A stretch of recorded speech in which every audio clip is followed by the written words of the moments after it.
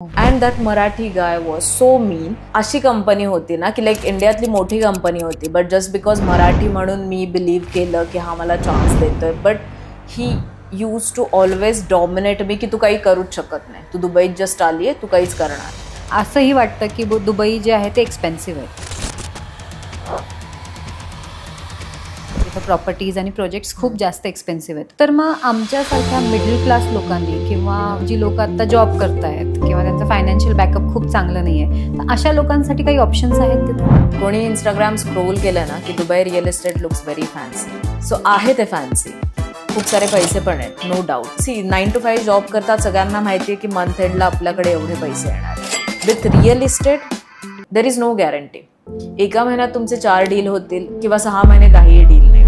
Normally आजकाल असं होतंय की दुसऱ्याचा सक्सेस बघून यूथ असं ठरवते की अरे मी हेच बनेन कारण तो सक्सेसफुल आहे. पण ही एक खूप चांगली लाईन आहे तुझी की तुझं पॅशन काय आहे. यात सर्रास होतं की बिल्डर प्रोजेक्ट चालू करतो, पैसे घेतो, पळून जातो, प्रोजेक्ट बनत नाही किंवा डिले होतो.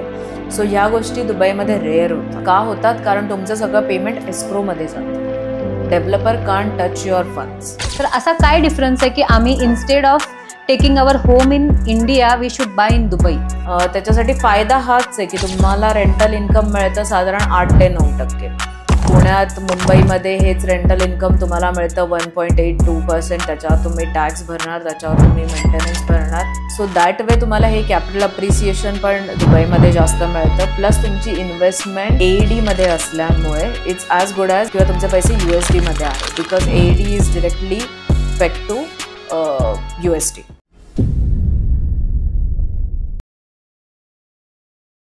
नमस्कार, मी डॉक्टर अक्षया जैन. ग्रो मोशनच्या पॉडकास्ट सिरीजमध्ये तुमच्या सगळ्यांचं स्वागत आहे. Invincible souls, unleashing the power within.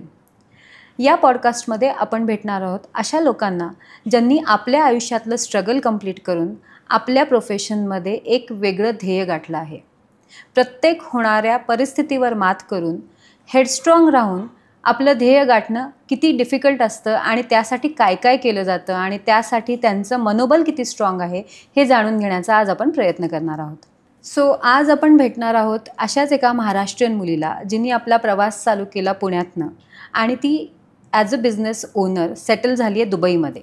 Rameshwari Bhalekar, जिने स्वतःला खूप चांगल्या पद्धतीनं दुबईत इस्टॅब्लिश केलं आहे. तिचं मनोगत आणि तिचं स्ट्रगल आज आपण जाणून घेऊयात.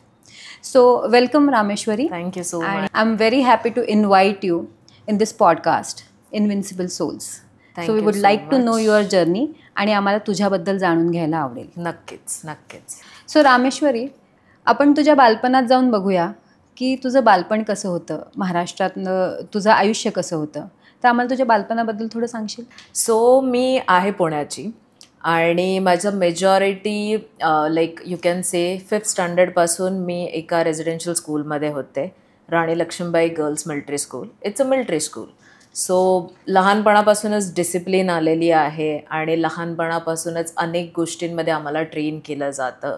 ती फक्त मुलींची सैनिकी शाळा असल्यामुळे माझा लहानपणीचा सगळ्यात मोठा टर्निंग पॉईंट मी म्हणू शकते लाईफमधला, तो म्हणजे माझ्या पेरेंट्सने मला घेऊन दिलेलं ॲडमिशन. मी 5th स्टँडर्डपासून एका मिलिटरी स्कूलमध्ये होते, गर्ल्स मिलिटरी स्कूल. आपल्या पुण्याच्या जवळच आहे मुळशीमध्ये, पण ती रेझिडेन्शियल स्कूल आहे. सो हॉस्टेलमध्ये असताना आम्हाला लहानपणापासून डिसिप्लिनमध्ये राहण्याची सवय लागली आणि खूप सगळ्या गोष्टी मी ॲक्च्युली माझ्या हॉस्टेलच्या लाईफमधून शिकलेली आहे. सो आय वुड से की माझ्या लाईफमधला माझ्या पेरेंट्सने माझ्यासाठी घेतलेला हा सगळ्यात बेस्ट डिसिजन होता की तिथेच तुम्हाला एक बिझनेस किंवा एक तुम्ही करिअर ओरिएंटेड असलं पाहिजे. या सगळ्या गोष्टी तिथून चालू झाल्या. त्याच्यानंतर माझं college, if you look at my bachelors degree in computer science, आणि त्याच्यानंतर मग मी MBA केलं इंटरनॅशनल बिझनेसमध्ये. सो असं माझं स्कूलिंग आणि कॉलेज असं मी इंडियातच कंप्लीट केलं आणि त्याच्यानंतर I move to Dubai. Okay, so great to know about your childhood. आणि डेफिनेटली सैनिकी स्कूलमधनं आहे म्हटल्यानंतर डिसिप्लिन तर कोर तुझा आहेच आहे. But then how was your journey महाराष्ट्रापासून दुबईपर्यंत? कशी गेलीस तू तिथे आणि कसं तुझं आयुष्य बदललं? दुबईत गेल्यानंतर, शिफ्ट झाल्यानंतर ॲज युजल सगळ्यांचा फोकस हाच असतो, जॉब. सो मी पण तिथूनच स्टार्ट केलं. की I was looking for different jobs. मी अनेक रँडम जॉब्स जे माझ्या क्वालिफिकेशनचे नव्हते पण ते पण करून पाहिले. जसं की since I am coming from the military school, की माझा ब्लॅक बेल्ट आहे, I know horse riding, I know multiple games, I use to play karate, kick boxing at the national level. So त्या बॅकग्राऊंडमध्ये मी घेतलं आणि मी जेव्हा दुबईला गेले तेव्हा मी सगळ्यात फर्स्ट जॉब मला मिळाला PE टीचरचा because of my military school background. But that job was too difficult because of weather, की it's like 50 degrees in Dubai समर्समध्ये. सो ते मला एका महिन्यात कळालं की हे आपल्या बसची बात नाही आहे. So then I left that job. Then एक महिनाच मी ट्राय केले नवनवे जॉब, बट त्यातलं कोणतंच स्ट्राईक होत नव्हतं. Then I got a job as a marketing manager in real estate company. So मी फ्रीलान्सिंग मार्केटिंगमध्ये तर करतच होते आणि तसंच मला एका कंपनीने फुल टाईम हायर केलं आणि from that actually I got to know की दुबईमध्ये रिअल इस्टेट असं काही फील्ड आहे आणि ते इतकं मोठं आहे and people see real estate as a full time career, जे मला इंडियात असताना टू बी ऑनेस्ट माहीतही नव्हतं की की रिअल इस्टेटला तुम्ही करियर बनवू शकता. सो जेव्हा मी मार्केटिंगमध्ये शिफ्ट झाले देन आय रिअलाइज की माझं inclination was more towards sales. So मग मी रिअल इस्टेट सेल्समध्ये आले आणि मग तिथून माझं जर्नी चालू झालं आणि नाव इट्स लाईक ऑलमोस्ट 10 years की मी सेम फील्डमध्ये आहे, आधी मार्केटिंगमध्ये आणि नंतर सेल्समध्ये. सो मी रिअल इस्टेटमध्ये गेले 10 वर्ष काम करते आहे. सो असं माझं ॲक्च्युली रिअल इस्टेटचे इंट्रोडक्शन झालेली आहे. That's great. आपण नेहमी म्हणतो की मुलींनी आत्मनिर्भर असलं पाहिजे किंवा सेल्फ डिफेन्स आला पाहिजे, पण सैनिकी स्कूलनी तुला हे सगळंच शिकवल्यामुळे तुझ्यामध्ये तो एक वेगळा कॉन्फिडन्स मला बघायला मिळतो की दुबईत जाऊनसुद्धा तू स्वतःचे डिसिजन घेण्यासाठीचं स्ट्रगल करू शकलीस. आणि हा एक खूप मोठा मेसेज आहे आपल्या सगळ्या समाजासाठी की आत्मनिर्भरता ही शाळेतनं किंवा बालपणातनंच चालू होते, ज्याच्यामध्ये तुझ्या आईवडिलांचं, तुझ्या शाळेचं खूप मोठं योगदान आहे. पण प्रत्येक आयुष्यामध्ये आणि प्रत्येक करिअरमध्ये बरेचसे स्ट्रगल्स असतात, लहान मोठ्या गोष्टी असतात. तर थोडंसं आम्हाला सांगशील की दुबईमध्ये या टिपिकल प्रोफेशनमध्ये जेव्हा तू काम करायला चालू केलंस रिअल इस्टेटमध्ये, तेव्हा तुझे काय स्ट्रगल्स होते किंवा असे कुठले डाऊनफॉल्स होते, which all this challenges which you have to come over? कोणी इंस्टाग्राम स्क्रोल केलं ना की Dubai real estate looks very fancy. So आहे ते फॅन्सी, खूप सारे पैसे पण आहेत, नो डाऊट. पण त्याचा एक निगेटिव्ह साईड यू कॅन से की द स्ट्रगल हा असतो की जेव्हा तुमच्याकडे एखादी लीड येते किंवा एखाद्या क्लायंटला तुम्ही नर्चर करायला स्टार्ट करता, यू डोंट नो की ती लीड कधी जाऊन कन्वर्ट होईल. माझ्यासोबत असं अनेकदा झालं आहे की एका क्लायंटशी मी बोलते आहे आणि 2 वर्षभरानंतर त्यांनी माझ्याकडून प्रॉपर्टी घेतली आहे. सो ही जी अनसर्टनिटी आहे ना, तर ती तुम्हाला हँडल करता आले पाहिजे. आणि रिअल इस्टेटचा biggest challenge is you should be always ready की तुम्हाला नाहीच मिळणार आहे, तुम्हाला नकारच मिळणार आहे. सो आमचं काइंड ऑफ की मी माझ्या एजंट्सला पण सांगते की भाई एक आंसर तो हमें पता है ना, what we are working towards की एक क्लाइंट आएगा और वो बोलेगा कि हाँ he can buy the property or she can buy the property. So rejection handling actually मला रिअल इस्टेटनं शिकवलं की तुम्ही किती रिजेक्शन हँडल करू शकता तेवढं तुम्ही सस्टेन होऊ शकता. आणि ह्या इन्कमला एक 9 to 5 जॉब करतात, सगळ्यांना माहिती आहे की मंथ एंडला आपल्याकडे एवढे पैसे येणार आहे. With real estate there is no guarantee. एका महिन्यात तुमचे 4 डील होतील किंवा 6 महिने काहीही डील नाही होणार. सो हा जो स्ट्रगलिंग पिरियड आहे की तुम्हाला रिजेक्शन हँडल करून पण तुम्हाला कन्सिस्टंटली एफर्ट डालावे लागतात, that's a biggest challenge in real estate. आणि दुबईचं असो किंवा इंडियाचं असो, आय एम प्रेटी शुअर की सगळे एजंट्स हेच करतील की तुम्हाला रिजेक्शन हँडलिंगमध्ये जर तुम्ही चांगले असाल आणि तुमचं मोटिवेशन कुठे डाऊन नसेल होत, तरच तुम्ही ह्या फील्डमध्ये सर्वाईव्ह करू शकतात. आय रिमेंबर एक वर्षातले असे 3 महिने होते की ज्याच्यात मी ऑलमोस्ट 7 क्लायंट्सचे बुकिंग केलेले. वेन आय से बुकिंग की त्यांनी बुकिंग अमाऊंट दिलेली and then they cancelled the deal. So ते 3 महिने माझ्या रिअल इस्टेटमधले सगळ्यात खराब होते, की जेव्हा तुम्हाला दिसतंय की क्लायंटने बुकिंग दिलंय, बट ऑफकोर्स तुम्हाला कमिशन तेव्हा येत नाही जेव्हा तो पूर्ण डाऊन पेमेंट करतो, तेव्हाच तुम्हाला कमिशन मिळतं. त्या त्या त्या एका 3 महिन्यात मी अराउंड 7 ते 8 डील लूज केले. आणि हे सगळं होऊन पण तुम्हाला दुसऱ्या दिवशी उठून सेम काम करायचं. You have to do calling. No matter की तुम्हाला क्लायंटने नाही बोललंय किंवा त्यांनी तुमच्याकडून न घेता तुम्ही त्यांना नर्चर करताय 6 महिने आणि एक दिवस क्लायंट उठतो आणि सांगतो की नाही, मला दुसऱ्या एजंटसोबत आवडलं, सो मी त्याच्यासोबत घेतलं. की जेव्हा तुमची 6 महिन्याची मेहनत एका कॉलवर जाते, तर it takes guts to be honest, की तुम्हाला परत दुसऱ्या दिवशी त्याच जोमाने काम करता आलं पाहिजे. व्हेरी वेल सेड की नो म्हणजे नाही घेणं किती डिफिकल्ट आहे. आज जेव्हा आपण आपल्या यूथमध्ये बघतोय की नाही म्हणलं की तुम्ही तुमचं स्ट्रगल सोडून देता, तर रामेश्वरीकडून आपल्याला हे निश्चितपणे शिकायला मिळतं तुझ्याकडनं की नाही नाही नाही ऐकता आलं पाहिजे. आणि सगळ्यात इम्पॉर्टंट असं आहे की किती डिफिकल्ट आहे आपल्या स्वप्नातलं घर विकणं. आणि मी असं म्हणेन की हे खरंच स्वप्नातलं घर आहे, कारण आम्ही सगळे इथे बसतो महाराष्ट्रामध्ये आणि स्वप्न बघतोय एक घर घेण्याचं जे की दुबईत आहे, जिथे आम्ही वीकेंड होम म्हणून पण जाऊ नाही शकत. तिथे आम्ही प्रॉपर्टी घेणार, तिथे आम्ही रेंटनी देणार आणि त्यासाठी कुणीतरी आमचं तिथं असावं ज्यांनी आम्हाला हे स्वप्न दाखवावं. तर तुझं हे उत्तर बघत असताना माझ्या असं लक्षात येतं आहे की नो ऐकणं आणि मोटिवेशन कायम ठेवणं याच्यासाठी तुम्ही स्वतः किती हेडस्ट्रॉंग असलं पाहिजे. आणि यालाच आपण म्हणतो इन्व्हिन्सिबल सोल्स, की जे अशी लोकं जे स्वतःला खूप स्ट्रॉंग ठेवतात थॉट प्रोसेसमध्ये आणि खूप जास्त विलफुल असतात. तर एवढ्या तुझ्या सगळ्या जर्नीनंतर मला निश्चितच हे माझ्या श्रोत्यांना सांगायला आवडेल की तुझ्यासाठी सक्सेसचा अर्थ काय आहे? What do you mean by success? माझ्यासाठी सक्सेसचा एक part, major portion, you can say it's money. I just love money. आणि it's like one of the criteria. ठीक आहे. बट सेकंड, आजकाल मी विचार करते की आय एम व्हेरी लकी की जे काम मला आवडते ते मी करते, की हे काम मला जाम आवडतं. So not every one is lucky की जे सकाळी उठून त्यांच्या कामाला जात आहेत आणि त्यांना ते काम आवडतं आहे. पण with me I am lucky enough की माझं काम मला खूप आवडतं. सो मी कितीही तास काम करू शकते, मी कधीही उठून काम करू शकते. सो मला असं वाटतं हे पण सक्सेसच नाही आहे का, की तुम्ही तुमच्या आवडीचं काम करू शकता आणि त्याचं बाय प्रोडक्ट तुम्हाला चांगले पैसे पण मिळतात. दॅट्स ट्रू की सक्सेसचा एक खूप चांगला अर्थ तू सांगितलास. आणि त्याहीपेक्षा जास्त तू जे बोललीस ना की आय लव्ह मनी, तर this is a very honest opinion and I would say who doesn't love money? Everyone loves it. कारण पैसे आहेत तरच तुमचा सक्सेस आहे, पैसे आहेत तरच तुम्ही लाईफस्टाईल जगू शकता. पैसा सर्वस्व नाही आहे, पण पैशाशिवाय काही होत पण नाही. It's a reality of life. आणि जेव्हा you are talking about passion about your work, त्याच्यातनं असं लक्षात येतं की you are passionate about selling this properties, selling this dream homes.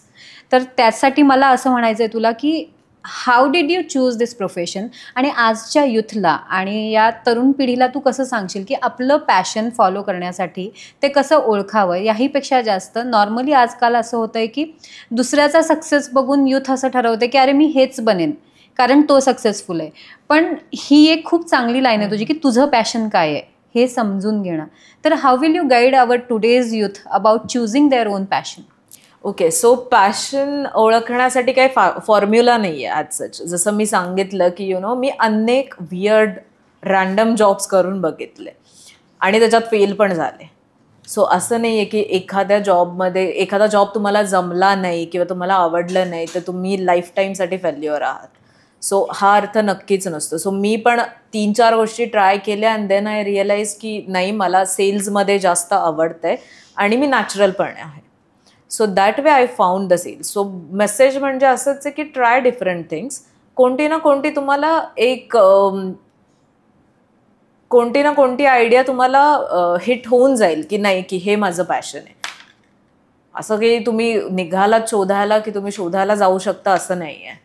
At least मला तरी नाही सापडलं. मी 4 गोष्टी वेगळ्या ट्राय केल्या. देन आय रिअलाइज की मी त्याच्यात खूप खराब आहे आणि देन आय रिअलाइज की ठीक आहे, सेल्समध्ये मी चांगली आहे. दॅट्स ग्रेट टू नो की तुम्ही करत राहा, वेगवेगळ्या गोष्टी ट्राय करत राहा आणि मग स्वतःची चाचणी घेत राहा की तुम्हाला काय आवडतं आहे. सो रामेश्वरीने आपल्याला खूप सुंदर मेसेज दिला ह्याच्यामध्ये की keeping consistent effort is very important. जीवन में कुछ करना है तो मन को मारे मत बैठो, आगे आगे बढ़ना है तो हिम्मत हारे मत बैठो. वेल सेड. ठीक है. So after all this we know about putting efforts in your career. My basic question is की आत्ता सध्या जर आपण यूथ बघतोय ना, आपला सगळा यूथ जो आहे तो स्टडीजसाठी बाहेर जातोय, त्याच्यानंतर शिक्षण वेगवेगळ्या कंट्रीजमध्ये घेतोय. But majorly what I see right now in Maharashtra, म्हणजे महाराष्ट्रामध्ये आणि सिटीजमध्ये जर मी बघितलं तर मी बघते की बरीचशी लोक दुबईला शिफ्ट होत आहेत. तर याचं कारण काय आहे? थोडंसं इलॅबरेट करू शकतेस की का दुबईला? आम्ही अजून इथेच आहोत, आम्हाला कळत नाही आहे की लोक दुबईला का जात आहेत. तर थोडं इलॅबरेट कर आमच्यासाठी. सो दुबईमध्ये फक्त महाराष्ट्रातूनच नाही, इंडियातूनच नाही, ऑल ओव्हर द वर्ल्डमधून पॉप्युलेशन मूव्ह होतं आहे. कोविड नंतरचं पॉप्युलेशन दुबईचं ऑलमोस्ट डबल झालेलं आहे. रिझन सिम्पल आहेत की तिथे सेफ्टी आहे, सिक्युरिटी आहे, तुम्हाला एक चांगलं लाईफस्टाईल मिळतं आणि रिअल इस्टेटमधलं रेंटल इन्कम किंवा कॅपिटल अप्रिसिएशन इंडियाच्या मुकाबले चांगलं मिळतं. So that's why people are moving to Dubai. त्याच्यानंतर जर महाराष्ट्रीयन्सचं बोललात स्पेसिफिकली, किंवा you can ask me as well की मी दुबई का प्रेफर करते. रिझन बिंग की एकतर घरापासून खूप जवळ आहे, 2.5 तासाची फ्लाईट आहे, की तिथे मॅक्सिमम लोकांच्या families are still back in India. So ते कन्व्हिनियंट पण आहे की तुम्हाला एक चांगलं लाईफस्टाईल मिळतं आहे. तुम्हाला फक्त लाईफस्टाईलचा प्रश्न नाही आहे, अपॉर्च्युनिटीजचा पण प्रश्न आहे. दुबईमध्ये तुम्हाला इझिली अपॉर्च्युनिटीज मिळतात. नॉट इझिली, ऑफकोर्स तुम्हाला स्ट्रगल करावा लागतो, जसं मी पण केलं आहे, पण तुम्हाला अपॉर्च्युनिटीज नक्कीच मिळतात पैसे कमावण्याच्या दुबईत. सो ही काही रिझन्स आहेत की लोक आता दुबईमध्ये शिफ्ट होतात किंवा रिलोकेट होत आहेत. It's not no more just a tourist destination. That's great to know की दुबई इतकं सेफ आहे. आणि आजकाल तर आपण म्हणजे महाराष्ट्रात किंवा कुठेही जात असताना सेफ्टीचा आधी विचार करतो. तर हा एक चांगला प्लस पॉईंट आहे की जसं आपण इथे सेफ आहोत तसेच आपण तिथेही सेफ आहोत.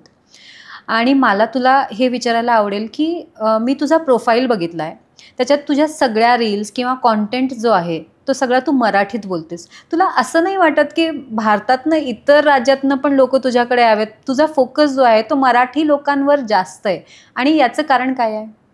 सी बिईंग मराठी, मला ॲक्च्युली हे मराठीमध्ये कॉन्टेंट करण्याचं रिझनच हे होतं की मला मराठी लोकांमध्ये ही गोष्ट प्रमोट करायची आहे की की तुमचं एक इन्व्हेस्टमेंट महाराष्ट्रात झाली असेल, तुमचं घर झालं असेल, तर तुम्हाला सेकंड चांगला ऑप्शन दुबईमध्ये मिळू शकतो जर तुम्हाला घ्यायचं असेल तर. आणि जर तुम्हाला तिथे घेण्यासाठी कोणी विश्वासातलं माणूस हवा असेल की जे मराठीचे, तर मी तिथे आहे.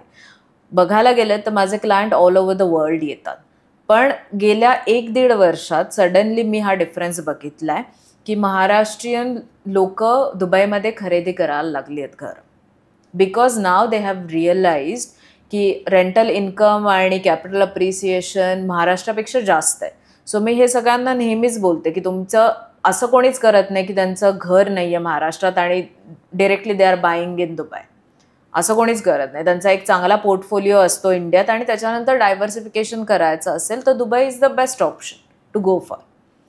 आणि म्हणून मी स्टार्ट केलं की यार मराठी लोकांना याची इन्फॉर्मेशन, व्हॅलिड इन्फॉर्मेशन मिळायला हवी, आणि तसं मी मराठीमध्ये कॉन्टेंट क्रिएट करायला चालू केलं. जस्ट इन केस एक क्युरिओसिटी म्हणून एक क्वेश्चन माझ्या डोक्यात आला आहे की म्हणजे जेव्हा मला तुझ्याकडनं इनपुट मिळतं आहे की ते खूप सेफ आहे, घरापासून आपल्या अगदी 2.5-3 तासाची फ्लाईट आहे. अगं इथनं मुंबईत जायला तेवढा वेळ लागतो आम्हाला, तेवढ्यात तर आम्ही दुबईत येतोय.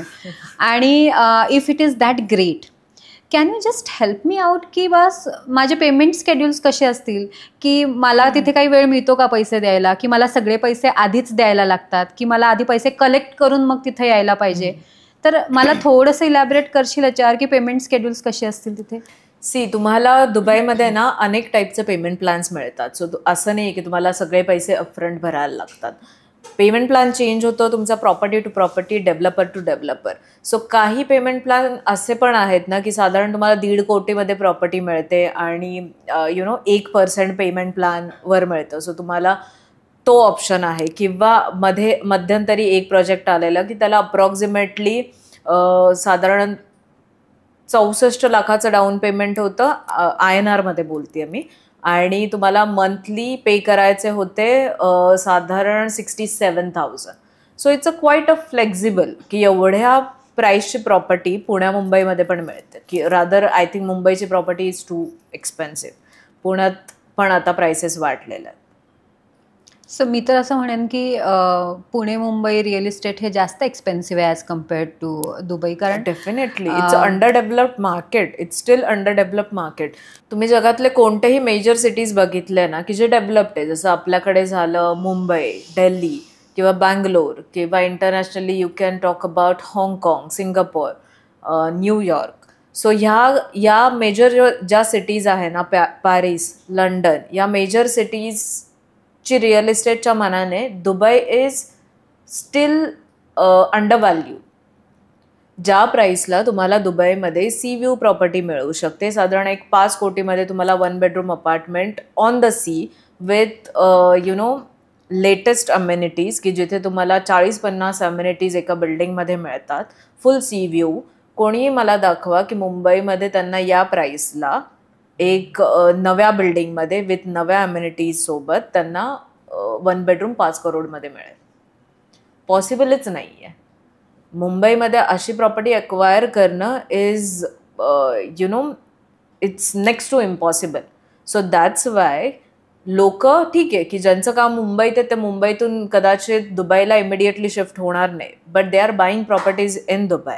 नाव पीपल आर प्लॅनिंग की ठीक आहे की since the distance is too low, की लाईक 2.5 तासाची फ्लाईट आहे, सो लोक वीकेंड टू वीकेंड पण ट्रॅव्हल करतात की ज्यांचे बिझनेसेस दोन्हीकडे आहेत. सो हे सगळे ऑप्शन आहेत तुमच्याकडे. That's great. पण मला अजून एक क्वेश्चन असा आहे की जसं आजकाल आता आम्ही प्रो झालो आहोत, आमचे हॉटेल बुकिंग्ज आहेत आम्ही वेबसाईटवर करतो किंवा काय, एक वेगळा विश्वास आला आहे त्याच्यावर.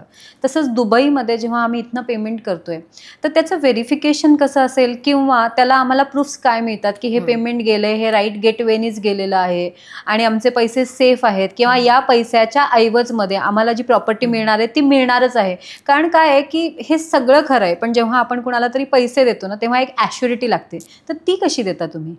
सी, दुबईचं मार्केट इज व्हेरी सेफ. मी म्हणते म्हणून नाही, पण तिकडे रूल्स अँड रेग्युलेशन जे रेराचे आहेत किंवा दुबई लँड डिपार्टमेंटचे आहेत ते खूप स्ट्रिक्ट आहेत.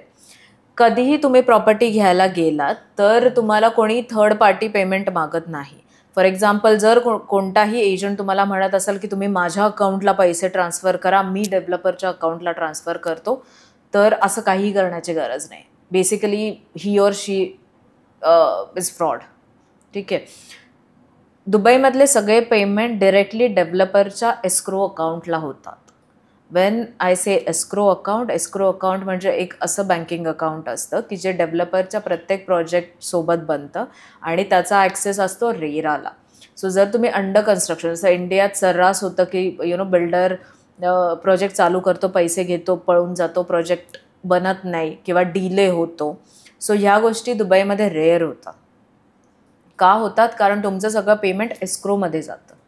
Developer can't touch your funds. So likewise तुम्ही राईट गेटवेनं दिलं, तुम्हाला इमिडिएटली रिसिट मिळते, तुम्हाला कोणत्याही थर्ड पार्टीला पेमेंट करायचं नाही आहे. जसं इंडियामध्ये प्रॉपर्टी रेडी झाल्यानंतर तुमच्या नावावर होते, रजिस्ट्रेशन होतं. दुबईमध्ये तुम्ही 24% डाऊन पेमेंट केल्यानंतर इमिडिएटली तुमचं प्रॉपर्टी तुमच्या नावावर रजिस्टर होते, तुम्हाला टायटल डीड मिळते. So that way you have every legal document, आणि हे सगळं डिजिटली होतं. You don't even have to come there. हो, दॅट्स ग्रेट. कारण नॉर्मली जेव्हा आम्ही ट्रॅव्हल करतोय अदर कंट्रीजमध्ये, so we book everything digitally and we are really confident. आम्हाला माहिती असतं की आज मी पॅरिसला जाते, माझं हे हॉटेल बुक्ड आहे आणि ते बुक्ड आहे. तसंच मी इथं बसून दुबईत घर घेतलं आहे आणि हो ते घर माझं आहे, याच्यावर आता विश्वास ठेवायला हरकत नाही आहे. कारण आपल्याकडे आपलीच मुलगी आहे तिथं, रामेश्वरी. तर रामेश्वरी, हे सगळंच ऐकून ना खूप छान वाटतं आहे आणि असं वाटतं की आता खरंच म्हणजे ह्या जर्नीला सुरुवात करायला महाराष्ट्रीयन लोकांनी हरकत नाही आहे की ती दुबईमध्ये आपलं एक घर असावं. इनफॅक्ट करायलाच हवी. आपण लेट आहोत. आणि तुला इंडियन वुमन्सना म्हणजे महाराष्ट्रातल्या लेडीजना काय सांगायचं की त्यांचं पण स्वतःचं एक घर असलं पाहिजे असं प्रत्येक स्त्रीला वाटतं. तर त्यांचं सेकंड होम किंवा त्यांचं पहिलं घर हे दुबईत असू शकतं का आणि असण्याचे फायदे काय आहेत? म्हणजे आमच्यासारख्या बायकांनी जर समजा पैसे जमा केले आणि आम्ही दुबईमध्ये घर घेतलं तर त्यातनं आम्हाला कसे फायदे मिळू शकतात दुबईतल्या घरापासनं, जे की आम्हाला कदाचित महाराष्ट्रामध्ये किंवा भारतामध्ये कमी फायदे मिळतील. तर असा काय डिफरन्स आहे की आम्ही instead of taking our home in India we should buy in Dubai? पहिलं तर माझं म्हणणं हे आहे की तुम्ही दुसरा कोणी एजंट्ससोबत तुम्ही कॉन्टॅक्ट केला दुबईचा तर ते कदाचित म्हणतील नाही तुम्ही पहिलं घर दुबईतच घ्या. सो ह्या अप्रोचला मी कम्फर्टेबल नाही आहे, बिकॉज कितीही झालं तरी आपली प्रॉपर्टी होम कंट्रीमध्ये असायला हवी. सो मीही प्रॉपर्टी दुबईमध्ये घेण्याच्या आधी मी पुण्यात प्रॉपर्टीज केल्या आणि त्याच्यानंतर मी कम्फर्टेबल होते, मग मी दुबईत घेतलं. So first of all I won't suggest your first property should be in Dubai. जर तुमच्याकडे काहीच प्रॉपर्टी नसेल इंडियात तर तुमच्याकडे इंडियात ऑलरेडी प्रॉपर्टी असेल तर then yes you can buy a property in Dubai. त्याच्यासाठी फायदा हाच आहे की तुम्हाला रेंटल इन्कम मिळतं साधारण 8 ते 9%. पुण्यात मुंबईमध्ये हेच रेंटल इन्कम तुम्हाला मिळतं 1.82%. त्याच्यावर तुम्ही टॅक्स भरणार, त्याच्यावर तुम्ही मेंटेनन्स भरणार. सो तुमचं हे रेंटल ROI खूप कमी होतं. सेकंड थिंग तुमचं कॅपिटल अप्रिसिएशन, जे इंडियात अनेक लोक इन्फ्लेशन रेट काउंटच नाही करत, की आपला इन्फ्लेशन रेट अप्रॉक्सिमेटली 7.33% आहे इयरली. सो जेव्हा तुमच्या लेट्स से की तुम्ही आज प्रॉपर्टी घेतली आहे पुण्यात 1 करोडची, नेक्स्ट इयर जर ती 1,08,00,000ची होत असेल तर तुम्ही त्याच्यात इन्फ्लेशन रेट कॅल्क्युलेट केला पाहिजे ना. सो टेक्निकली तुमच्या प्रॉपर्टीची प्राईस नाही वाढली आहे, करन्सीच्या बाईंग पॉवर कमी झालेली आहे. सो दॅट वे तुम्हाला हे कॅपिटल अप्रिसिएशन पण दुबईमध्ये जास्त मिळतं. प्लस तुमची इन्व्हेस्टमेंट AEDमध्ये असल्यामुळे इट्स ॲज गुड ॲज तुमची करन्सी USD किंवा तुमचे पैसे USDमध्ये आहे, because AED is directly pegged to USD. So तुमचे पैसे तसेही सेफ होतात. सो जर तुम्हाला एक higher rental as a passive income हवा असेल किंवा तुम्हाला कॅपिटल अप्रिसिएशन हवं असेल किंवा तुम्ही विचार करताय की ठीक आहे तुमची नेक्स्ट जनरेशन, तुमची मुलं शिक्षणासाठी किंवा त्यांना दुबईत मूव्ह व्हायचं आहे, त्याच्यासाठी तुम्हाला काही बेस बनवायचा असेल दुबईमध्ये, तर it's a good choice to buy property in Dubai. तर माझा प्रश्न असा आहे तुला की आम्हाला असं माहीत आहे आत्तापर्यंत की दुबईमध्ये आम्ही आमची प्रॉपर्टी घेऊच शकत नाही, आम्हाला ती लीजवरच घ्यायला लागते आणि तशीच चालवायला लागते. तर हे कितपत खरं आहे? हे ॲब्सोल्युटली करेक्ट नाही आहे. दुबईमध्ये तुम्हाला 2 टाईपच्या प्रॉपर्टी मिळतात, फ्री होल्ड आणि लीज होल्ड. दुबईमध्ये लीज होल्ड प्रॉपर्टी पण असते, पण त्या प्रॉपर्टीजमध्ये आम्ही काम करत नाही किंवा इंटरनॅशनल बायर तसेही lease hold property, maximum lease hold property ते घेऊ नाही शकत. So then there is another type which is free hold, की फ्री होल्ड प्रॉपर्टी तुम्ही घेऊ शकता, तुम्ही तुमच्या मुलांना पास ऑन करू शकता. It work same like Indian properties. So हा सगळ्यात मोठा मिसकन्सेप्शन आहे की तुम्ही दुबईत तुमच्या नावावर प्रॉपर्टी होत नाही. जर तुम्ही ऐकलं असाल जेव्हा मी तुम्हाला स्टार्टिंग रेंज सांगत होते त्या प्रॉपर्टीची, तर तुम्ही 24% डाऊन पेमेंट केल्यानंतर तुम्हाला टायटल डीड मिळते. It's not lease hold. Title deed मिळाली म्हणजे ती प्रॉपर्टी तुमच्या नावावर आहे. ओके. तर मला असं विचारायचं आहे तुला की आय एम सो प्राऊड, म्हणजे तुझं जे एवढं सगळं जर्नी ऐकलं आहे, तुझं नॉलेज बघितलं आहे, तुझे एफर्ट्स बघितलेत. You are leading a profession which is dominated by means. Okay. आणि त्यामध्ये एका स्त्रीनी स्वतःचं एक असं अस्तित्व निर्माण करायचं आणि एवढ्या डॉमिनेटिंगली तिथं काम करायचं आणि सक्सेसफुल व्हायचं. तर हे करत असताना तू म्हणतेस की it was like a cake walk, but I don't feel it was a cake walk. म्हणजे असं नाही आहे की तू स्ट्रगल नाही केलंयस, असं नाही आहे की तुला नको असलेल्या परिस्थितींना सामोरे नाही जायला लागलंय किंवा तुझ्या आयुष्यात पेन पॉईंट नव्हता. रादर आय वुड एप्रिशिएट की तू ते दाखवत नाही आहेस. दॅट शोज की हाऊ स्ट्रॉंग यू आर, की तुला तुझा पेनची साईड नाही दाखवायची आहे. पण थोडंसं आम्हाला जर त्याबद्दल सांगितलंस ना तर it will be very inspiring for women sitting out over here, की पेन सगळ्यांकडेच असतं, कुणी दाखवतं कुणी दाखवत नाही. तर थोडंसं त्या भागाला आम्हाला इलॅबोरेट करून सांगशील? ओके, इट्स ट्रू की ही एक मेल डॉमिनंट इंडस्ट्री आहे आणि दुबईमध्ये पण जर तुम्ही कंपनी त्यातही तुम्ही कंपनी ओनर्स बघितलं पण त्याच्यात पण तुम्हाला डिफरन्स दिसेल की female leading businesses versus male leading businesses. So that way yes, gender inequality आपण म्हणू शकतो तर ती आहेच आहे. सो जेव्हा मी हे स्टार्ट केलं तर मेजर चॅलेंज होता, I was too young at that time. So age माझ्या अगेन्स्ट वर्क करत होतं बिकॉज एक समोरचा क्लायंट मी डे टू डे लाईफमध्ये ज्यांना भेटते they are millionaires. So if they are investing with me they will think की की हिनं काहीच नाही बघितलं. सो हा एक मेजर स्ट्रगल मी बघितला. देन दुसरं, जसं मी सांगितलं की मी इतके अनेक ऑड जॉब 4-5 जॉब बघितले आणि त्यातही एक जॉब माझा आय रिमेंबर की एक जॉब असा होता की ऑफकोर्स मला सपोर्टिव्ह मराठी कम्युनिटी पण मिळाली दुबईमध्ये, बट एका जॉबचं माझा एक्सपिरियन्स खूप वाईट होता. मराठी माणूस त्याने इंटर्नशिप करत होते मी because I was doing MBA as well. So इंटर्नशिपसाठी त्याने मला दिलेलं काइंड ऑफ चान्स दिलेला. अँड इट्स लाईक की मी दुबईमध्ये राहत होते, जॉब होता Sharjah, 2 emirates. So I use to travel तेव्हा माझ्याकडे ड्रायव्हिंग लायसन्स नव्हतं. सो मी बसमधून जायचे, देन मेट्रोमधून जायचे.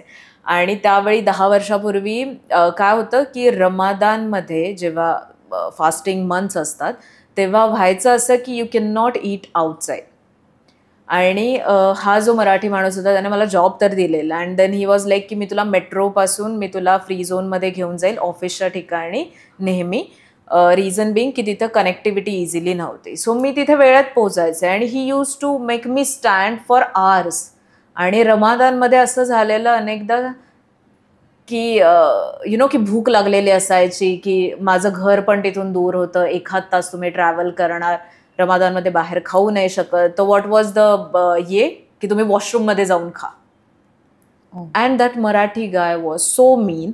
तेव्हा मी होते आय बिलीव्ह 22, त्याचा मुलगा होता 21. And he use to always compare this thing की की तुला काम येत नाही आहे, तुला हे येत नाही, मी तुला चान्स दिला आहे. अँड दॅट वॉज अशी कंपनी होती ना की लाईक इंडियातली मोठी कंपनी होती, बट जस्ट बिकॉज मराठी म्हणून मी बिलीव्ह केलं की हा मला चान्स देतोय. But he use to always dominate me की तू काही करूच शकत नाही, तू दुबईत जस्ट आली आहे, तू काहीच करणार नाही. अँड देन मी त्याच्यासोबत तरी पण 1 महिना वगैरे काम केलं आणि आय वॉज लाईक की आता इंटर्नशिप करायची म्हणून मी ते 1 महिना त्याच्यासोबत काम केलं. त्यावेळेला मला हा एक्सपिरियन्स दॅट टू एक मराठी माणसाकडून खूप शॉकिंग होता की आपण म्हणतो आपल्या कम्युनिटीने आपल्याला सपोर्ट केलं पाहिजे, पण काही लोक असे असतात. हां, पॉझिटिव्ह साईडमध्ये मला चांगले मराठी क्लायंट्स पण मिळाले की जे दुबईमध्ये आहेत आणि त्यांनी मला खूप जास्त सपोर्ट केलं की हां रामेश्वरी तू हे कर किंवा ते कर. बट हा एक काइंड ऑफ एक्सपिरियन्स असा होता की तुम्ही कोणाला तरी थांबवता 1-1.5 तास वेट करवत just because you have a car. आणि मी नवी आलेले आणि माझ्याकडे ड्रायव्हिंग लायसन्स नव्हतं. दुबईमध्ये ड्रायव्हिंग लायसन्स मिळवणं म्हणजे तुम्ही प्रोबॅबली UPSC क्लिअर कराल इथे. सो त्याला टाईम जातो. सो तो एक एक्सपिरियन्स शॉकिंग होता. तेव्हा असं झालेलं की यार मला करायची गरज पण नव्हती. It was just internship. तुम्हाला काही पे पण करत नव्हता. बट त्या इंटर्नशिपमध्ये आणि इट्स गुड की स्टार्टिंगच्या पहिल्या स्टेजेसमध्ये ना तुम्हाला एवढं ह्युमिलेशन मिळतं ना की देन यू आर गुड, किंवा तुम्ही किती पण रिजेक्शन हँडल करू शकता. सो दॅट वॉज लाईक खराबवाला एक्सपिरियन्स होता. सो वियर्ड जॉब मी करत गेले आणि मग मला माझं सापडलं. म्हणून मी म्हणते की असं पॅशन वगैरे शोधायला गेल्यावर असं काही मिळत नाही, तुम्हाला करायला लागतं. असं काही फॉर्म्युला नाही आहे ना, तुम्हाला ह्या सगळ्या गोष्टी ट्राय कराव्या लागतात. And then you will find and you are good to go. Then अनेक रिअल इस्टेटमध्ये स्पेशली तुम्ही मुलगी असाल, ओव्हरऑल ना UAEमध्ये ना मुलींना खूप रिस्पेक्ट करतात. They are very respectful towards you. But जर तुम्ही थोडे जास्त पैसे कमवायला लागले मेल एजंट्स पेक्षा जास्त, देन सगळ्यांचं हेच असतं की यार किती मुलगी आहे म्हणून क्लायंटनं घेतलं, अदरवाईज मी पण सेम प्रॉपर्टी ऑफर करत असतो. सो मला नेहमी असं होतं की कोणताही पैशावाला माणूस की ज्याने ऑलरेडी स्वतःला एस्टॅब्लिश केलं आहे की तो he has millions and billions of dirhams, तो एक मुलगी आहे म्हणून नाही करत invest. There are different services for that. So you know की तो तुम्ही मुलगी आहे म्हणून तो त्याचे हार्ड अँड मनी नाही लावत. सो हे ऑब्जेक्शन अजून पण येतं की यु नो की जस्ट बिकॉज तू मुलगी आहे म्हणून तू सक्सेसफुल आहे. आत्तापर्यंत 10 वर्षाच्या करिअरमध्ये मला एकही क्लायंट असा नाही मिळाला की just because he is saying की यु नो की ही इज सेईंग की तू मुलगी आहे म्हणून मी तुझ्याकडून घेतो. हां, सो तुम्हाला पावलोपावली आहे ना अनेक एस्पेशली मेल्स सपोर्टिव्ह पण मिळतात, पण काही लोक तुम्हाला नेहमी हे दाखवायचा प्रयत्न करतात की तुम्ही सक्सेस अचीव केलंय विथ नॉट सो व्हॅलिड, काय बोलतो आपण, व्हॅलिड पॉईंट्सने किंवा हां. सो तुम्हाला हे नेहमी तुम्हाला ऑब्जेक्शन येत राहतं आणि इट जस्ट की you have to ignore it because हे इंडियामध्ये पण आहेच आहे ना. प्रमोशन झालं तर यु नो की काहीतरी असेल. सो तुमचं हार्डवर्क कुठेच बघत नाहीत, कोणीच नाही बघ. ऑफकोर्स म्हणजे पेन पॉईंट जो म्हणतो आपण स्त्री असल्याचा, तो तर तुझ्या या स्ट्रगलमध्ये दिसतोच आहे. वाईट एकाच गोष्टीचं वाटतं की आपल्या लोकांकडनं आला. आणि मी असं म्हणेन की good people give you memories, bad people give you experience. आणि ह्या एक्सपिरियन्सने तुला इतकं स्ट्रॉंग केलं आहे. आणि ज्या पद्धतीने तू उभी आहेस, मला नाही वाटत की कुणीही तुझं जेंडर बघून तुझ्याकडे इन्व्हेस्ट करत असेल. कारण मी जर पैसे देते तर मला ॲश्युरिटी पाहिजे. तर या ॲश्युरिटीसोबत ना मला थोडी अजून माहिती हवी आहे गोल्डन विजाबद्दल. तर थोडं एक्सप्लेन करशील का की गोल्डन विजा काय आहे आणि तो कसा मिळतो? गोल्डन विजा तुम्हाला मिळतो 2 मिलियनच्या प्रॉपर्टी इन्व्हेस्टमेंटवर. सो साधारण होतं INR-मध्ये 4.3 to 4.5 CR. तुम्हाला एवढ्या व्हॅल्यूची प्रॉपर्टी घ्यावी लागते. Make your down payment 24% and then you can get the golden visa. This is 10 years renewable visa. So दुबईमध्ये हा हायेस्ट विजा आहे. सो त्याच्यासोबत तुम्ही तुमच्या पूर्ण फॅमिलीला स्पॉन्सर करू शकता, तुम्ही तुमच्या मेड्सला स्पॉन्सर करू शकता, ड्रायव्हरला स्पॉन्सर करू शकता, तुम्ही तुमच्या पेरेंट्सला स्पॉन्सर करू शकता. सो ही स्पॉन्सरशिप का महत्त्वाची आहे? बिकॉज अर्लियर काय होत होतं की दुबईमध्ये तुम्हाला राहायचं असेल तर तुम्हाला एक व्हॅलिड विजा घ्यावा लागायचा, जो इदर तुम्हाला एम्प्लॉयर द्यायचा किंवा तुम्हाला तुमचा बिझनेस असेल तर मिळायचा. सो टेक्निकली पहिल्यांदा काय व्हायचं की तुमचा जॉब गेला, तुमच्याकडे विजा नसेल तर you have to pack your bags and leave.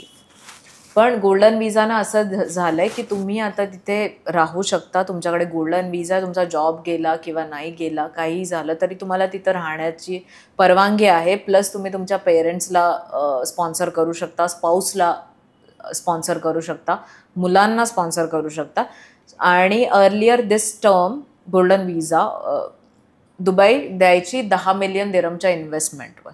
ते त्यांनी रिलॅक्स करत करत आता 2 मिलियन दिरमचे प्रॉपर्टी पाहिजे, त्यातही तुम्हाला फक्त डाऊन पेमेंट करायचं and then you get your golden visa. So हे सगळं दुबई का करते? To get the more population. जास्त पॉप्युलेशन आल्यानंतर काय होतं, त्यांना राहायला घरं हवी. सो तुमच्या प्रॉपर्टीची व्हॅल्यू वाढते. सो जे दुबईमध्ये आत्ता जे property market you know hot चाललं आहे, त्याचं रिझन हे की actual people are moving to Dubai. So त्यांना घर हवं आहे. It's a real demand.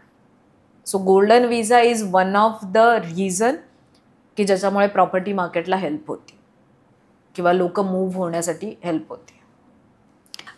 Rameshwari, मला तुला असं विचारायचं आहे की मला जर आता एवढ्या तुझ्या सगळ्या इनपुट्स नंतर असं वाटतंय की तिथे एक प्रॉपर्टी असलीच पाहिजे, तर मिनिमम प्राईस रेंज ही तिथल्या प्रॉपर्टीची काय असते आणि साधारणपणे लोकांना ते सहजपणे घेणं शक्य आहे का? हो, जर तुमचं फायनान्शियल प्लॅनिंग चांगलं असेल तर प्रॉपर्टी घेणं दुबईमध्ये खूप इझी आहे. जसं मी तुम्हाला बोलले की 1.5 कोटीपासून साधारण प्रॉपर्टी चालू होते आणि ते पे करायला पण तुम्हाला different kind of payment plan मिळतात, जे स्टार्ट होतात मिनिमम 2 वर्षापासून, तर काही पेमेंट प्लॅन 8, 9, 10 वर्षापर्यंतचे पण आहेत. सो जेव्हा मी म्हणते पेमेंट प्लॅन, दॅट मीन्स तुम्हाला हे 1.5 कोटी पुढच्या 6 ते 7 वर्षात द्यायचे. मी तुम्हाला आज नाही मागत आहे.